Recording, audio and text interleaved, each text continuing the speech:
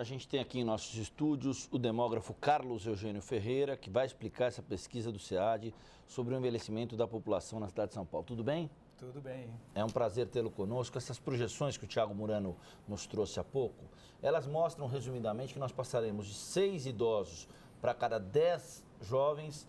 Isso vai se inverter. Serão 12 idosos para cada 10 jovens, já em 2030. Por quê? Isso é um processo de transição demográfica onde ocorreu uma queda muito forte da fecundidade. Por outro lado, a migração também ela vem caindo. Nós temos um saldo migratório hoje negativo, já há algum tempo. Pois bem, essa combinação desses fatores, a queda da fecundidade e com a queda da migração, isso resultou num ritmo de crescimento que vem diminuindo sistematicamente. Nós tínhamos na década dos 50 um crescimento que ultrapassava 5% ao ano. Hoje, nessa última década, caiu para 0,76%. Esse processo também levou a um envelhecimento progressivo da população. Um envelhecimento progressivo da população da cidade de São Paulo. O quanto pesa nesse cenário que vocês traçaram o avanço da ciência e o aumento da longevidade? Então, a longevidade tem o seu papel importante também. Quer dizer, ao lado da fecundidade, que reduz o número de nascimentos, nós temos o aumento da longevidade, que é expresso através do aumento da esperança de vida, que faz com que os idosos sobrevivam mais, né? Justamente esse índice que você acabou de mencionar, essa relação entre idosos e jovens, que vem aumentando sistematicamente.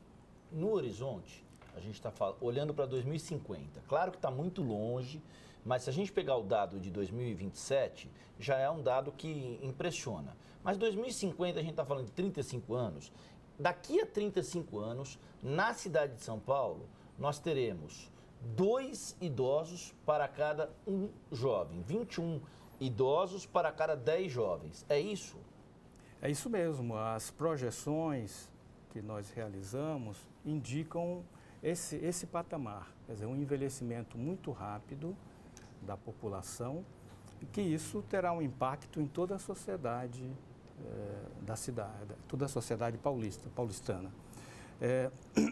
Isso é um resultado de um processo que vem desde os anos 70, quando começou a queda da fecundidade, e que na cidade ele vem se desenvolvendo de forma desigual entre os distritos. Quer dizer, há uma concentração maior de envelhecimento nos distritos centrais e no centro expandido. Isso porque a fecundidade ela está muito associada com o nível de renda e educação. É justamente nesses distritos centrais e no centro expandido onde os níveis de fecundidade e renda são mais elevados, portanto, a fecundidade mais baixa. É aí que começou o processo mais intensivo da queda da fecundidade, dessa transição demográfica. Como se você estivesse falando do núcleo de uma célula que envolve toda a periferia de distribuição de riqueza? E que vai se extrapolando e envolvendo a periferia. Hoje a periferia também está em processo de transição demográfica, com uma queda da fecundidade também rápida. E o mais curioso, ainda em relação a isso que o senhor acabou de falar, a gente tem em bairros da periferia rincões de classe média e classe média alta já. Exatamente. E aí, então, esse processo se acelera. Esse processo se acelera. Nessas mudanças na pirâmide etária que o senhor pontuou, de acordo com a pesquisa da Fundação SEAD, nós estamos conversando com o demógrafo Carlos Eugênio Ferreira, nesse processo, qual será o efeito mais sensível dele? De um modo geral, esse processo de envelhecimento, como eu dizia antes, ele atinge todos os setores da sociedade. Atinge o padrão de consumo, o padrão dos idosos vai se impor mais nessa sociedade. Vai ditar uma nova tendência. Uma nova tendência.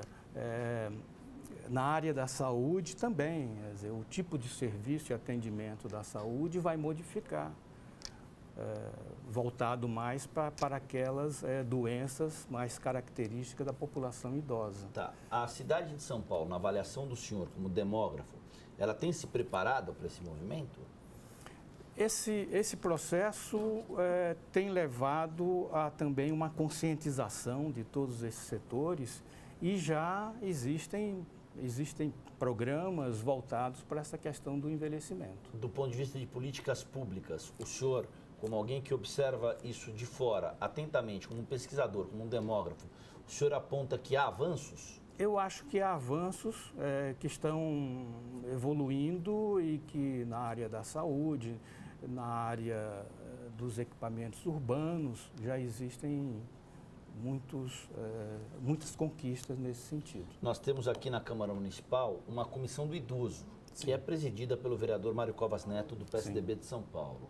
O vereador, no ano passado e no ano retrasado, procurou pares de outros partidos, de outras legendas, para que fosse feita uma espécie de uma agenda nacional de temas dos idosos, inclusive com câmaras municipais de outros estados. Isso é um avanço? Ah, com certeza.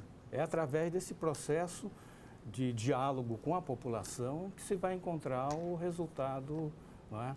A solução para esses desafios que estão surgindo. Ele teve, por exemplo, em Juiz de Fora, cidade mineira, que está contribuindo com esse processo. Mas as agendas públicas para os idosos, na avaliação do senhor, elas têm melhorado e os desafios que se impõem a ela, quais são? Então, são desafios setoriais, isso que eu acabei de dizer. São vários, não é? Os mais salientes, na opinião do senhor, quais seriam? Olha, isso impacta, como eu falei, na saúde, isso impacta na previdência. Na previdência, isso principalmente. impacta no mercado de trabalho, na mobilidade urbana, na cultura, no consumo em geral, o perfil do consumidor na sociedade. Ou seja, para a gente finalizar, ter uma cidade cujo perfil da pirâmide etária é de crescimento do coeficiente de público com mais idade, significa ter uma cidade que vai estar atenta a esse público e não necessariamente ter uma cidade pior ou melhor. Exatamente. Essa questão do pior e melhor Subjetivo. É bem subjetivo, né? Nós temos um fato e as projeções indicam que esse crescimento é acelerado e a gente tem que se organizar para isso. Legal, a gente está à disposição do SEAD para falar mais sobre essa pirâmide etária que está mudando bastante em São Paulo e vai ditar uma nova cidade em poucos anos. Obrigado pela atenção. Eu que agradeço.